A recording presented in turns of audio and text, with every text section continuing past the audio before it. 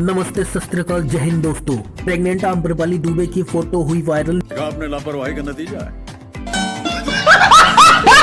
निरहुआ की मां ने लगाई एक्टर्स की क्लास, देखते रहे दिनेश लाल। ये जाने पूरी खबर विस्तार से। भोजपुरी सिनेमा की खूबसूरत अदाकारा आम्रपाली दुबे और जुबली स्टार दिनेश लाल यादव की जोड़ी को खूब पसंद किया जाता है। दोनों ही स्टार्स ने एक साथ करीब 30 से ज्यादा फिल्मों में काम किया है। दिनेश ने एक्टिंग के साथ राजनीति में भी अपनी खास पहचान बनाई है। अच्छा, वहीं अब आजमगढ़ के सांसद यानी दिनेश लाल निरहुआ की मां ने जमकर फटकार लगाई है। इस दौरान निरहुआ भी वहां मौजूद थे, लेकिन वह खामोश रहे और चुपचाप सब कुछ देखते रहे। वहीं आम्रपाली दुबे को उनकी मां बातें सुनाती रही और वे चुपचाप सुनती रही। इस घटना की तस्वीर भी सामने आई है जो वायरल हो रही है।